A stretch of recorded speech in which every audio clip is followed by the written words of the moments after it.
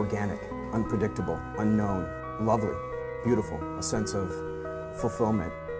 This is part of the pleasures of life and not the chores of life.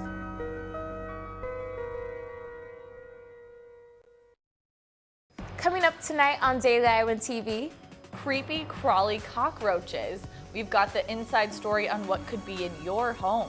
And one fraternity that was kicked off of Iowa's campus is getting in trouble at another school. Find out more next. And in sports, see which Iowa athletic squad captured the Big Ten title. We've got the latest news. You're watching Daily Iowan TV.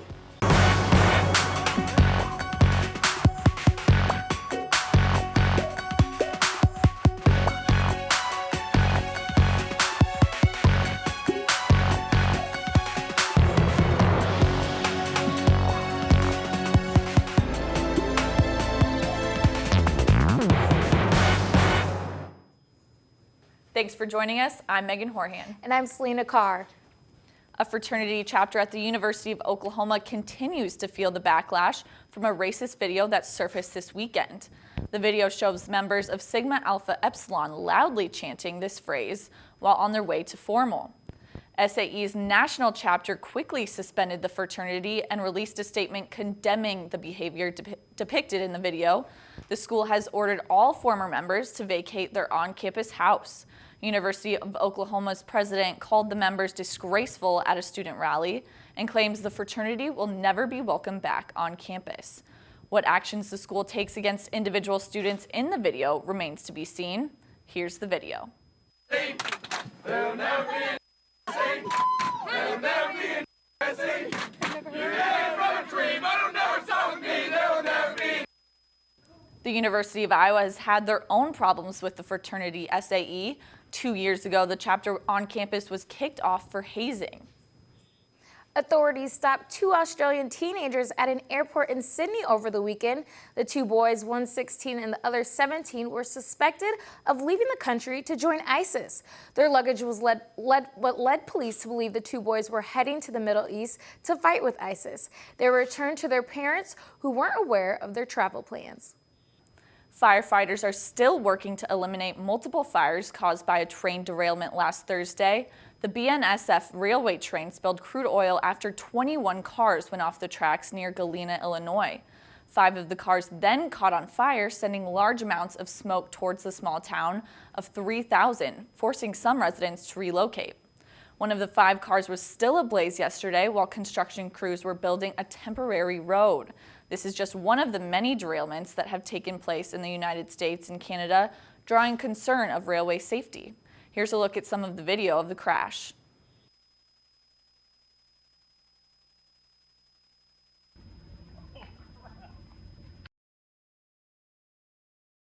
Before we give you the forecast for this week, we sent Cole Johnson out to see how everyone on campus is enjoying this warm weather. What have you guys been doing to enjoy the nice weather we've been having today? Well, I've been looking around the skies looking for airplanes and stuff. You know, you don't usually get to see that in the wintertime as much with all the contrails aren't as visible, you know. And, you know, if we're lucky, maybe a UFO or something. Just sitting out, chilling, listening to music. We took our time walking from places. What would you guys do if winter came back tomorrow? Probably go back inside. Go back to bed.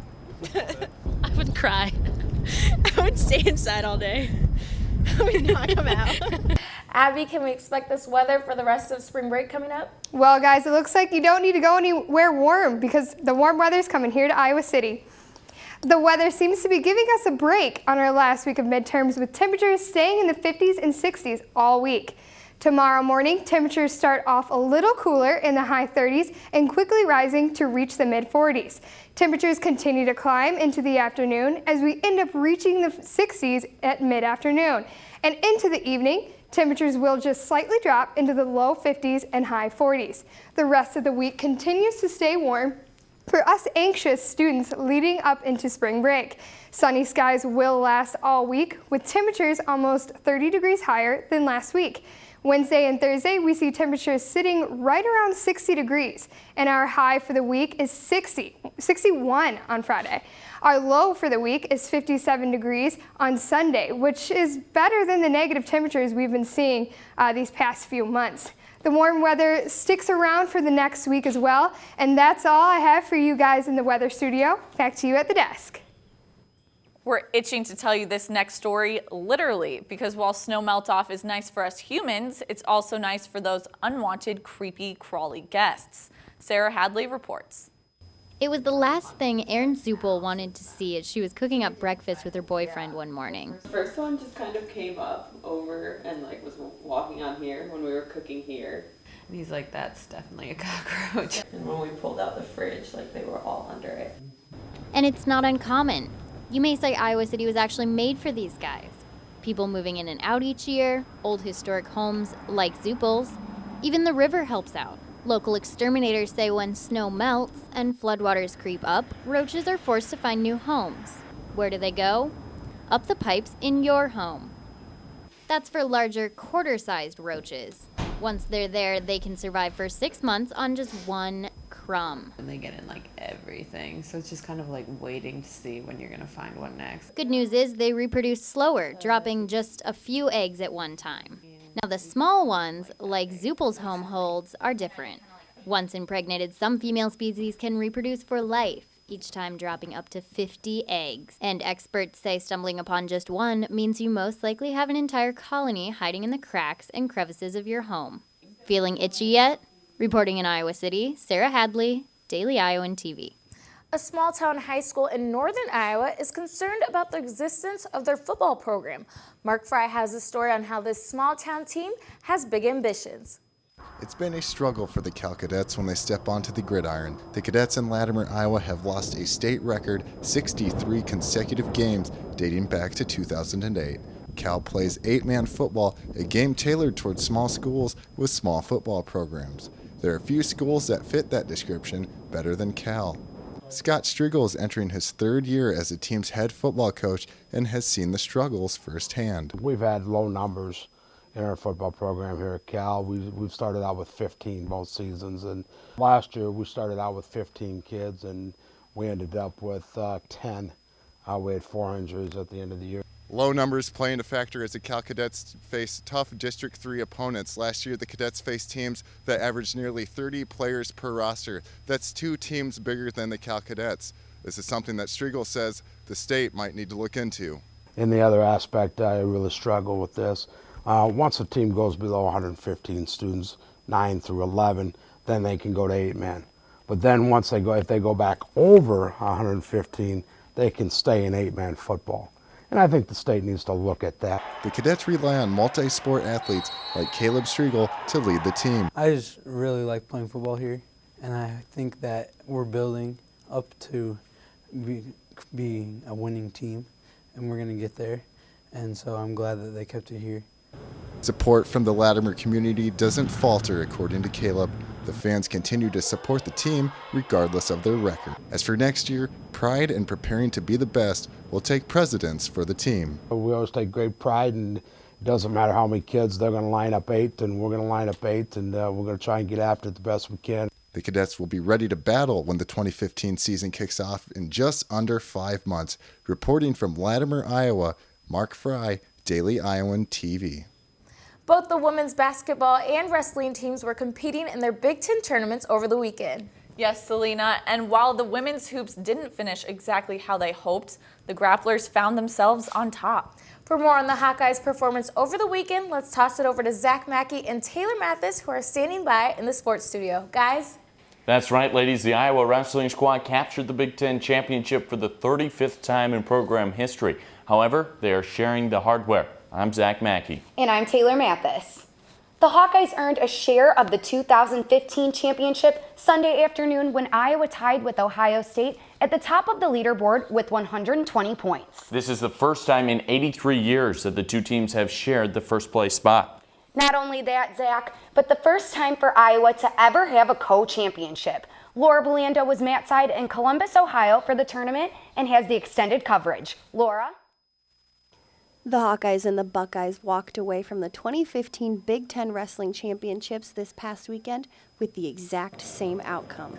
This is the first time since 1932 that 2 teams have shared the championship title, and only the 6th time in Big Ten history. 7 of Iowa's wrestlers finished in the top 3, while junior Nathan Burek at 197 pounds took 4th. Mike Evans at 174, Sammy Brooks at 184, and Corey Clark at 133 took 3rd place finishes. The Hawkeyes sent 4 wrestlers into the championship round, but none of the 4 could clinch the title.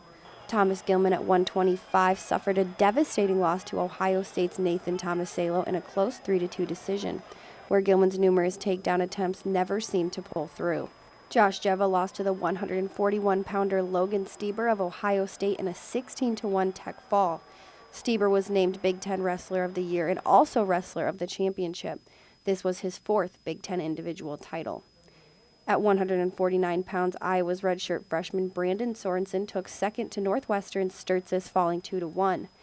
And finally, at heavyweight in the final match of the day, Bobby Telford took a tough-to-swallow 4-3 loss to Northwestern's Mike McMullen, securing the team score tie-up.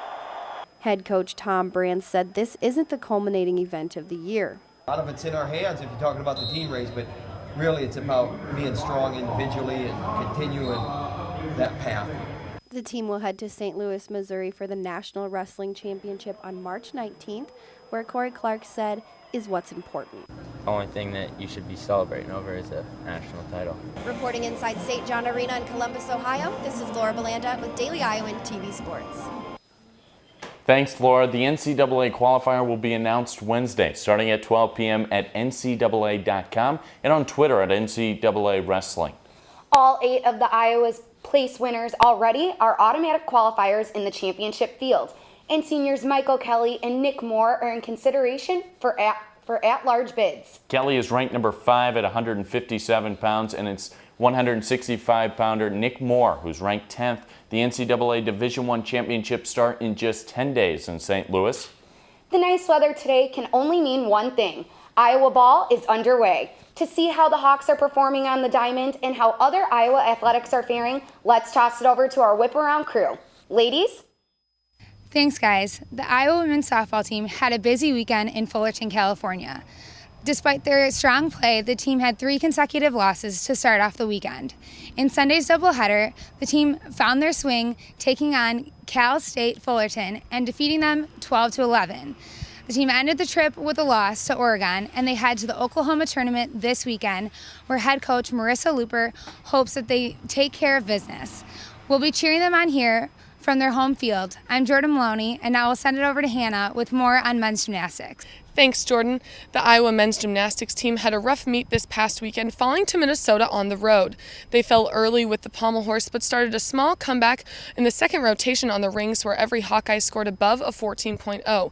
Though Corey Patterson scored a season high of 14.5 on the floor rotation, it was not enough to give the Hawks the W, with the final score being 421 to 436 for Minnesota.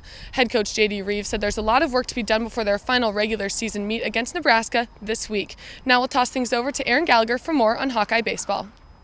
Thanks, Hannah. The Iowa baseball team traveled all the way to Murfreesboro, Tennessee this past weekend for a 3-game series against Middle Tennessee State. The Hawks looked dominant after Saturday, winning both games, the first one 2-1 and the second 6-1. However, it was in the bottom of the 9th on Sunday's game where they had an 8-3 lead but blew it after a series of walks set the Blue Raiders up for their first 2 runs. It was then Jake Ingold who hit the walk-off grand slam to bring them the win. The Hawks now have a 9-2 record and hope to improve on it as they host AIB in their home opener this Wednesday. That does it for us at the Whip. Back to you guys in the studio. Thanks, Aaron, and that will do it for us here in the sports studio. Selena and Megan, back to you.